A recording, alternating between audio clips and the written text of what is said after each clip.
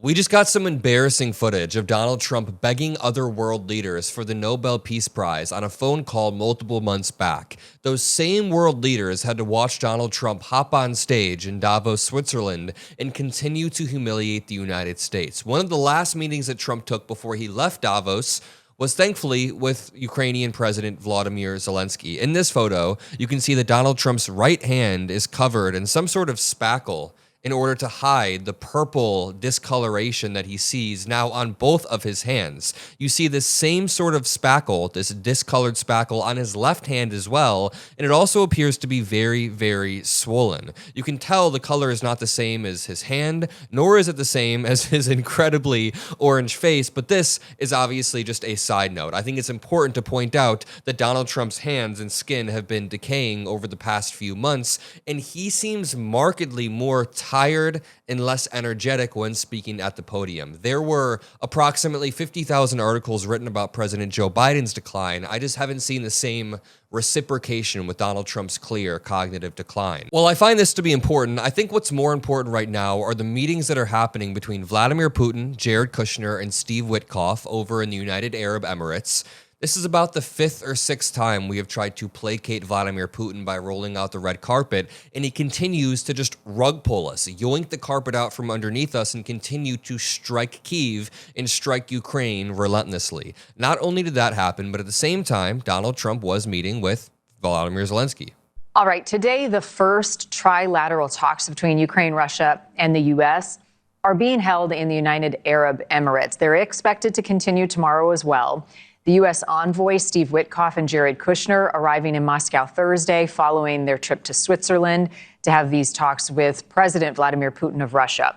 Ukraine's President Zelenskyy saying that Russia is not just Ukraine, has to be willing in these talks to compromise. Okay, I want to show you this video that leaked of Donald Trump a few months back, but it's important to point out a few things. First of all, Steve Witkoff, who is currently meeting with Putin, is quite literally like a double agent for Russia. Steve Witkoff was giving Vladimir Putin's aide advice on how to manipulate Trump. Secondly, Donald Trump for the past year has placed only pressure on Volodymyr Zelenskyy of Ukraine. He screamed at him in the Oval Office, made him sign a deal for minerals that Zelenskyy got nothing for, but Zelenskyy still signed it because he wanted to, please Donald Trump. Then Donald Trump had a 30-day ceasefire that we are about to hear about in this video that Zelenskyy agreed to, but Vladimir Putin didn't. Vladimir Putin continued to strike. Then Trump tries to set up a meeting. Zelensky's down. Putin is not down. Surprise, surprise, the craven dictator Vladimir Putin, who has invaded multiple neighboring countries, is the one who is being manipulative and slimy.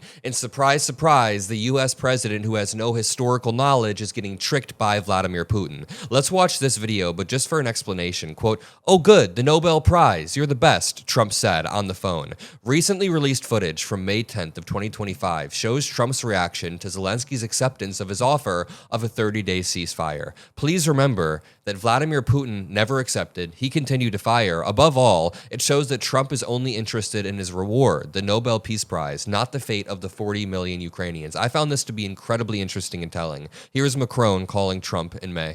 Hello, how are you? Donald, I know it's very early in the morning for you. I'm sorry to call at that time.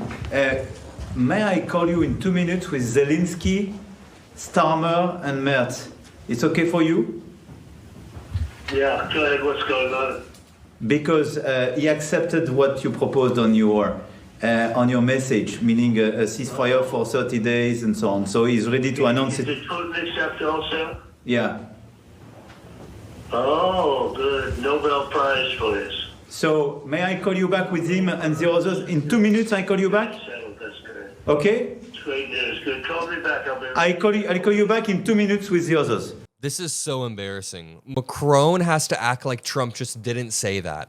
Trump's reaction was literally, "Oh, good, Nobel Prize, please." Like he's sticking out his hand saying, "Please put the Nobel Peace Prize in my hands right now." This is made all the more embarrassing by the fact that Donald Trump had to beg Machado from Venezuela, the opposition leader of Maduro, for the Nobel Peace Prize. She came and brought him the Nobel Peace Prize and awarded it to him. I'm sorry, cover the ears of any children around you, but Donald Trump is literally a cuck. He is a cuck for anybody who can give him a Nobel Peace Prize. Prize. He then sent a letter to the Prime Minister of Norway saying, considering your country decided not to give me the Nobel Peace Prize for having stopped 8 wars plus, I no longer feel an obligation to think purely of peace, although it will always be predominant. This guy is losing his damn mind, and this phone call proves it. He said, oh, good. Peace Prize, please? Can I please have the Peace Prize?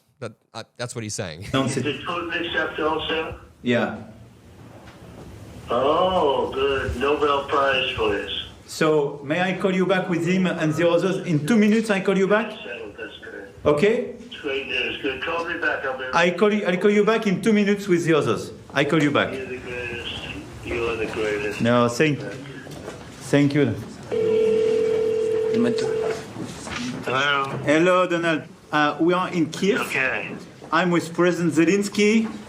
And a lot of press. You have to know, and Mr. President. Prime Minister Keir Starmer, President Donald Tusk, Yes. and Chancellor Friedrich Merz.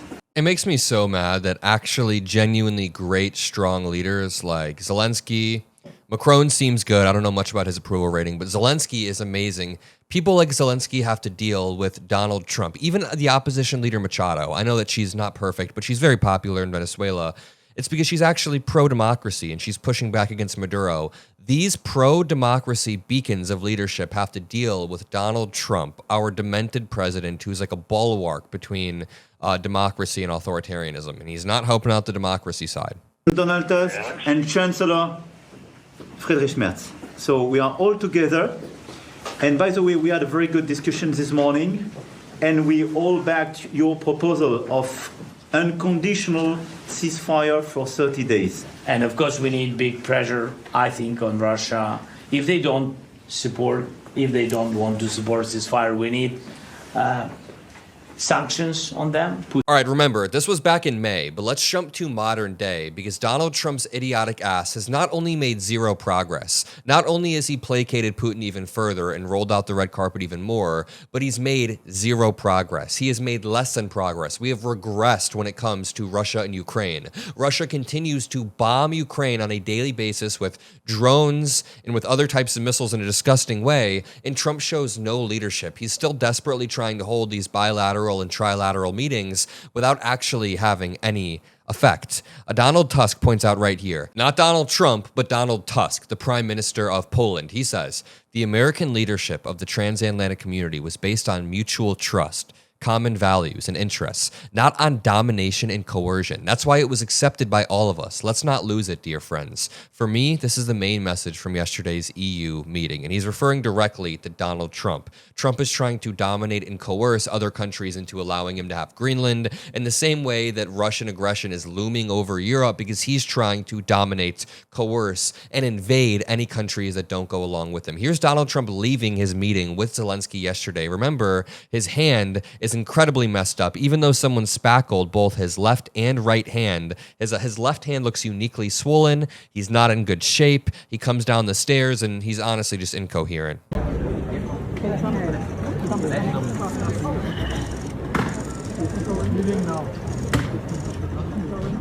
Mr. President, I was the meeting with President Zelenskyy. President, can Ukraine still count on your tremendous support? You got the deal. I was the meeting with President The Zelenskyy. meeting was good. Look, we have a ways to go. They're meeting with President Putin today, as you know. The meeting was good with President Zelenskyy. We'll see how it turns out. A lot of people being killed. What's going to be the message to President? What do you want President? The war has to end. Do you have a deal? So you didn't get the deal? President, something on Pakistan. Can Ukraine? He didn't get a deal. No, we are 1 year in. He claimed he would end this war on day one, and he didn't get the deal. It's because he has this narcissistic ability to suck up to Vladimir Putin, Bibi Netanyahu, even put them on his board of peace. Such a joke. Putting Netanyahu and Putin on your board of peace. What's next? Kim Jong-un and Hitler are going on your board of peace?